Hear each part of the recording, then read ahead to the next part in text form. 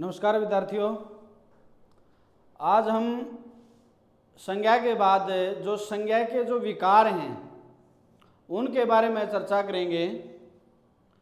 संज्ञा के 3 विकार हैं, लिंग, वचन और कारक। अक्सर आप पढ़ते समय ये नहीं देखते होंगे कि जैसे विकारी के जो भेद थे उसके बाद जो ये लिंग वचन कारक की उत्पत्ति कहाँ से हुई है। ये लिंग वचन और कारक की उत्पत्ति है वो संज्ञा के विकार से हुई है। संज्ञा के 3 विकार हैं, लिंग, वचन और कारक। आज हम लिंग के बारे में पढ़ेंगे कि लिंग क्या है। संज्ञा के जिस रूप से, क्योंकि ये संज्ञा का भेद है, संज्ञा के जिस रूप से पुरुष जाति या स्त्री जाति का बोध हो, अर्थात जो संज्ञा शब्द पुरुष या स्त्री जाति का बोध कराएं वे लिंग कहलाते हैं। जैसे गाय, शेर, बालक, असंख्य ऐसे शब्द हैं जो पुरुष और स्त्री जाति का बोध कराते हैं। हिंदी व्याकरणिक दृष्टि के अनुसार लिंग के 2 भेद हैं, एक तो पुल्लिंग और एक स्त्रीलिंग। परंतु संस्कृत में एक तीसरा जो आता है वो आता है उभयलिंग, जो दोनों का बिल्कुल विपरीत होता है। हम पुल्लिंग का अर्थ क्या है? पुल्लिंग मतलब नर का बोध कराता है। जिन संज्ञा शब्दों से पुरुष जाति का बोध होता है वो पुल्लिंग कहलाता है। अर्थात जो संज्ञा शब्द पुरुष जाति का बोध कराएं वे पुल्लिंग कहलाते हैं। जैसे बालक, मोर, बूढ़ा, शेर, ये सभी पुरुष या पुल्लिंग का बोध कराते हैं। फिर आता है स्त्रीलिंग अर्थात मादा, जिन संज्ञा शब्दों से स्त्री जाति का बोध हो, अर्थात जो संज्ञा शब्द स्त्री जाति का बोध कराएं वे स्त्रीलिंग की श्रेणी में आते हैं। जैसे बालक का बालिका हो जाएगा, मोर का मोरनी, बूढ़ा का बुढ़िया, शेर का शेरनी, ये स्त्री जाति का बोध कराते हैं।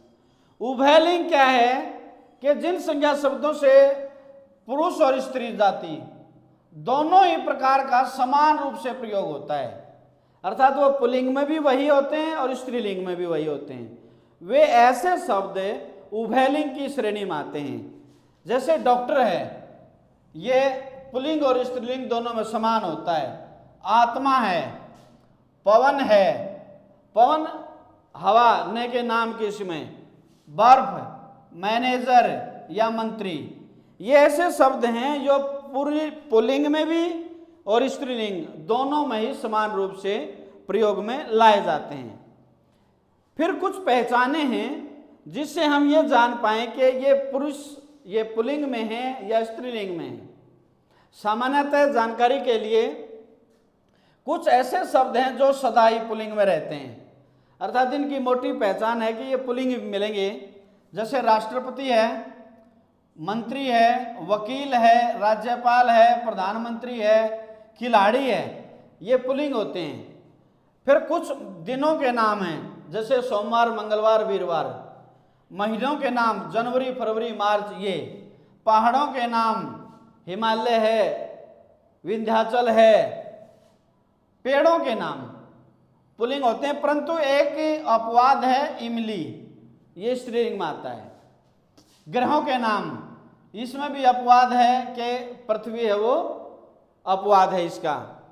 फिर देशों के नाम हैं, राज्यों के नाम हैं और समुद्रों के नाम हैं, ये सभी के सभी क्या है? सदा पुल्लिंग में रहते हैं।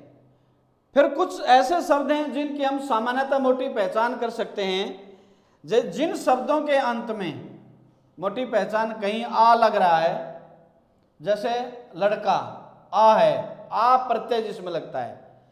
पन जैसे बचपन है, अक बालक है, पा बुढ़ापा है, ये ऐसे शब्द हैं जो पुल्लिंग का बोध कराते हैं। फिर है कुछ शब्द ऐसे हैं जो सदा ही स्त्रीलिंग में रहते हैं, जिनकी मोटी पहचान है कि वो स्त्रीलिंग ही मिलेंगे। जैसे नदियों के नाम हैं गंगा, जमुना, सरस्वती, सभी स्त्रीलिंग में आते हैं। भाषा है, चाहे हिंदी है, अंग्रेजी है, पंजाबी है, कोई भी भाषा है, वो सभी की सभी स्त्रीलिंग में आती हैं। बोली है, बोली भी इसी श्रेणी में आती है। लिपि, देवनागरी, गुरुमुखी, अरबी, फारसी, ये सभी के सभी जितनी भी लिपि हैं वो सारी की सारी स्त्रीलिंग में आती हैं।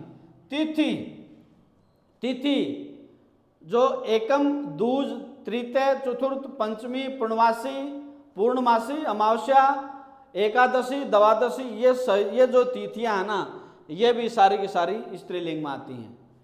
फिर कुछ ऐसे शब्द हैं जिनके अंत में ये लग जाए, मोटी पहचान, किसी के अंत में इया है, इया लग जाए तो समझ लेना स्त्रीलिंग है। जैसे बुढ़िया, ई लग जाए रोटी, हट लग जाए कड़वाहट, आवट लग जाए मिलावट, आइन लग जाए मालिन, आइन मतलब गुरुआइन, ता लग जाए, आई लग जाए, आस लग जाए, इन लग जाए, ये सभी हमेशा ही स्त्रीलिंग का बोध कराते हैं। कुछ फिर ऐसे शब्द हैं जिनको नर या मादा लगा करके परिवर्तित किया जाता है। पुल्लिंग का स्त्रीलिंग में, स्त्रीलिंग का पुल्लिंग में नर या मादा लगा करके इनको परिवर्तित किया जाता है। जैसे नर कौवा, मादा कौवा, कौवा का कोई दूसरी स्त्रीलिंग में नहीं होता। नर खरगोश, मादा खरगोश, भालू, नर भालू, मादा भालू, इसी प्रकार से चीता है, चींटी है। यह पुरुष से स्त्रीलिंग में बदलने के लिए नर या मादा शब्द का इस्तेमाल होता है। फिर कुछ नियम हैं जिनकी पहचान हम परिवर्तित करते हैं, जिनको बदलने के लिए कुछ नियम बनाए गए। जैसे आ है किसी का, प्रिय का प्रिया, ई है बेटा बेटी, इया है चूहा चूहिया, आइन है ठाकुर ठकुराइन, इन है सुनार सुनारिन, इका है पाठक पाठिका, आनी का सेठ का सेठानी, नी है शेर का शेरनी, वती है भाग्यवान भगवान भगवती, श्रीमती है या मति इस्तेमाल है बुद्धिमान बुद्धिमती, त्रि है कवि का कवयत्री। ये ऐसे शब्द हैं जिनके ये नियम हैं, जिनमें आ ई इन एन इका आनी ना ये बना करके परिवर्तित किए जाते हैं। फिर कुछ शब्द पूर्ण रूप से बदल जाते हैं। इनमें तो नियम थे, आ इन या आइन लग गया, परंतु ये पूरे के पूरे परिवर्तित होते हैं। जैसे भाई का बहन में बिल्कुल परिवर्तन हो गया, इसमें कोई नियम का इस्तेमाल नहीं हुआ। माता पिता, सास ससुर, पति पत्नी, वर वधू, राजा रानी, बैल गाय, माता पिता या माँ बाप, नर नारी, हाथी और हथीनी, ये ऐसे शब्द हैं जिनका हम पूर्ण रूप से परिवर्तित करते हैं। तो ये लिंग का जो चैप्टर था आज इतना ही करेंगे। कल हम वचन के बारे में फिर एकत्रित होंगे। तब तक के लिए आप इस चैप्टर को पढ़िए, समझिए, सुनिए, और इसको अब तक भी जिसने इसको सब्सक्राइब या लाइक नहीं किया है वो विद्यार्थी इसको एक बार जरूर गहनता से सुने और सब्सक्राइब करें। धन्यवाद।